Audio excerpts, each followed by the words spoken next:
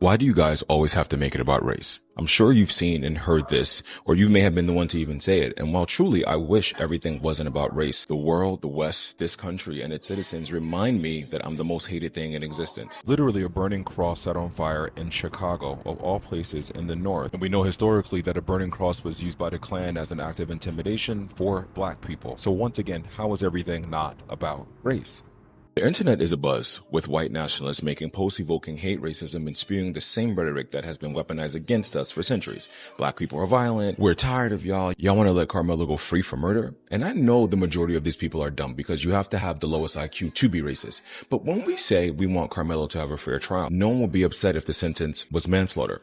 But when a child is tried as an adult, with none of his peers on the jury and sentenced to 35 years, with his plea of self-defense thrown out the same month a man gets off for chasing someone and shooting a black boy in the back, race is the factor. Why is the concept of self-defense not applicable to black people? What about the notion of two white boys bullying a black boy with racism doesn't click for you? Well, the Metcalf father took to TikTok yesterday and showed us just how his boys were raised and the beliefs he held about black people. Let me make something racist up so y'all can go viral. I got a new name for Mello, okay? Because he was such this little boy y'all were trying to portray. How about Watermelon Felon? How's that one strike you? I hope he enjoyed his first night in that cell last night. Because he's going to have many nights. It's okay, because he's a certain color. You got more melanin than me. Ooh, so you get more privileges? More entitlement? Because 400 years ago, someone actually sold you to us, and we took you over here and put you to work. And then we had a civil war to free your ass. And now you want to talk shit? Oh, I've been so oppressed. You couldn't even vote 1960. Look how far you've come.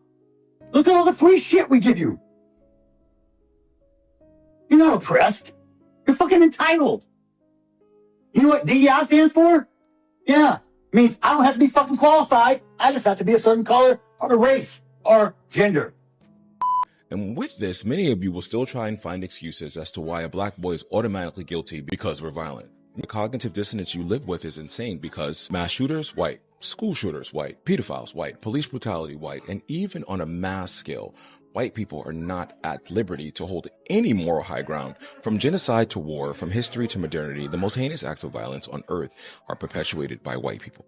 And this is why I'm tired of white delusion in 2026. The lies you've been teaching for centuries allow you to build a cognitive dissonance between the truth and fantasy about who and what you are and represent. The amount of hate and obsession that's required to be racist is something so completely foreign to black people because we don't think about you guys at all. Tell me why a white man would be so bothered by a black family reunion, he pulls up to take them out.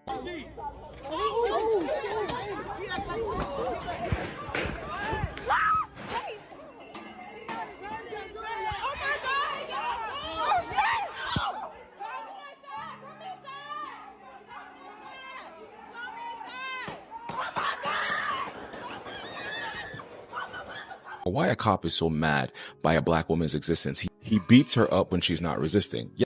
You for a warrant. I don't have a warrant. I don't have a warrant or it's in the house. What are you doing? I don't have a warrant or it's in the house. Let go! Let go! I don't have what? Let go! I got her! Ow.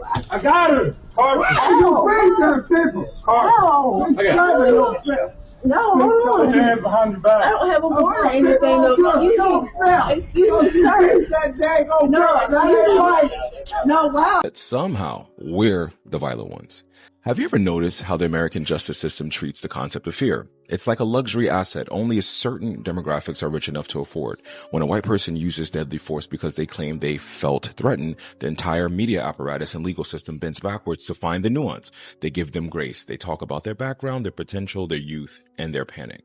For centuries, white teenagers who commit mass violence are treated as troubled kids who need mental health support. White adults who cross state lines with assault rifles to shoot protesters are benefit of the doubt under stand your ground laws. The system treats their fear as an objective fact, but when a black teenager expresses that exact same fear, that fear is treated as a lie.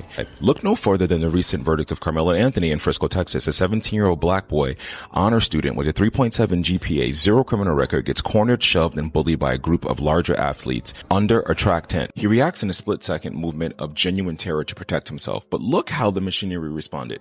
Over police, tried as an adult, faced an all-white jury after prosecutors struck the only black jurors from the pool, and instead of manslaughter or recognition of sudden passion, he gets handed a brutal 35-year murder sentence. That's not an isolated incident. It's systemic design. It's a historical loop used to justify the destruction of black youth.